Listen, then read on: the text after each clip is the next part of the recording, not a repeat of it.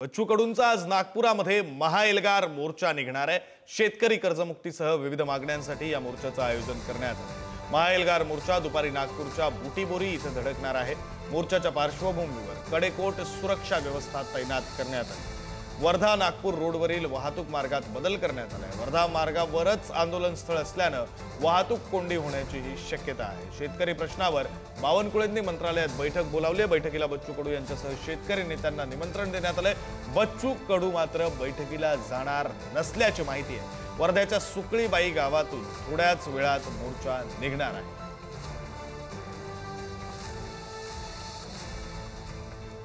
आम्ही आता सीएम साहेबांना मेसेज केला आणि बावनकुळे साहेबांना पण केला का इथे सगळे लाखो लोक येईल आणि आम्ही तिकडे जर गेलो तर आणि इकडे कायदा सुव्यवस्थेचा प्रश्न निर्माण झाला तर ते कोण पाहणार। नेतृत्वच नाही आहे तर मग लोकांनी काय प्रॉब्लेम केले तर मोठी अडचण येऊ शकते। हे कायदा सुव्यवस्थेच्या दृष्टिकोनातून त्यांना पण ते शक्य, त्यांना पण ते लक्षात येऊ शकते आणि म्हणून आम्ही त्यांना सांगितलं का तुमचा प्रतिनिधी इकडे पाठवा।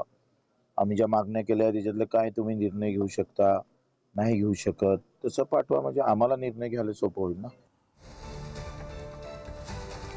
या संदर्भात बोलण्यासाठी आपले प्रतिनिधी पंकज गदगे आपल्यासोबत जोडले गेलेले आहेत। पंकज, साधारण किती वेळामध्ये बच्चू कडूंचा हा मोर्चा आज जो काल वर्ध्यामध्ये पोहोचलेला आहे तो आता आज किती वेळामध्ये सुरू होईल आणि नागपूरमध्ये किती वाजेपर्यंत पोहोचणं अपेक्षित आहे?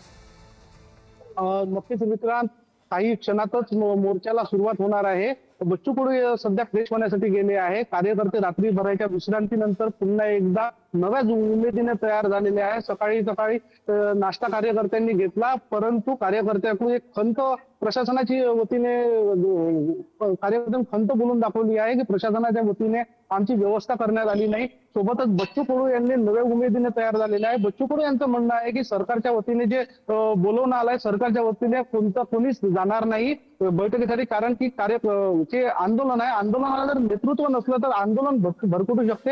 त्यामुळे जर बच्चू कडूचं असं म्हणणं आहे की सरकारच्या वतीने प्रतिनिधी पाठवून आमच्याशी बोलणं करावं। एकूणच हा मोर्चा जो आहे मोठ्या प्रमाणात ट्रॅक्टर जमलेल्या वर्ध्याच्या सुकळीबाई येते आणि हा मोर्चा अवघ्या काही वेळातच हा नागपूरच्या दिशेने रवाना होणार आहे। मोठ्या प्रमाणात ट्रॅक्टर कार्यकर्त्यांमध्ये एकूणच मोठा उत्साह आहे आणि कार्यकर्ते नव्या उमेदीने नागपूरच्या दिशेने रवाना होत आहे। एकूणच या जर आंदोलनाबद्दल जर सांगायचं झालं तर हे आंदोलन दिल्लीच्या आंदोलनाची एक नांदी तर नाही ना, अशा पद्धतीची सुद्धा शंका येत आहे। कारण की हे जे कार्यकर्ते शेतकरी जे आले आहे, शेतकऱ्यांनी काही दिवसा पुरेल असं धान्य साठा सुद्धा सोबत घेतलेला आहे। एकूणच तिथे राहण्याची सुद्धा तयारीत हे सर्व कार्यकर्ते असून बच्चू कडू यांनी सुद्धा सांगितलं आहे की जो एक तर छातीवर आपण गोळ्या घेऊ किंवा कर्जमाफी मिळवू, कर्जमाफी झाल्याशिवाय आता माघार नाही, असा थेट इशारा बच्चू कडू यांनी दिला आहे। आता सरकार यांच्या मागणीकडे कशा प्रकारे लक्ष देते, सरकार काय पाऊल उचलते, जवळपास हा मोर्चा काही क्षणात निघून 3 ते 4 वाजेच्या जवळपास नागपूरमध्ये पोहोचण्याची शक्यता आहे।